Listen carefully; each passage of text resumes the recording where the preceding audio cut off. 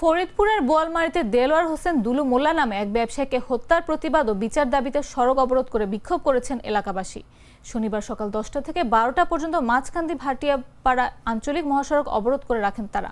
এতে সড়কের দুই পাশে শত শত যানবাহন আটকা পড়ে। খবর পেয়ে বোয়ালমারী থানা পুলিশের সদস্যরা ঘটনাস্থলে পৌঁছে ন্যায় বিচার পেতে সহযোগিতার আশ্বাস দিলে 12টার দিকে অবরোধ তুলে নেয় বিক্ষোভকারীরা। বিক্ষোভে এলাকার কয়েকশো মানুষ অংশ নেন। সড়ক অবরোধের আগে মানববন্ধন করেন তারা। নিহতের পরিবারের সদস্যদের অভিযোগ, পুলিশ এখনো হামলাকারীদের গ্রেফতার না করায় অভিযুক্তরা পরিবারকে ভয়ভীতি দেখাচ্ছে।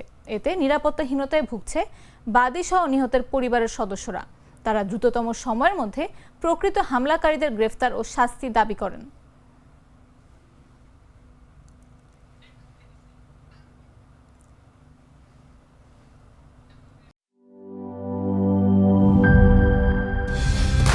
কালার এক্সপার্ট, জর্জ স্যাপ এবং মাইল্ড অন হ্যান্ডস টেকনোলজি সমৃদ্ধ অরিক্স ক্রিস্টাল ওয়াশ আপনার লন্ড্রি এক্সপার্ট।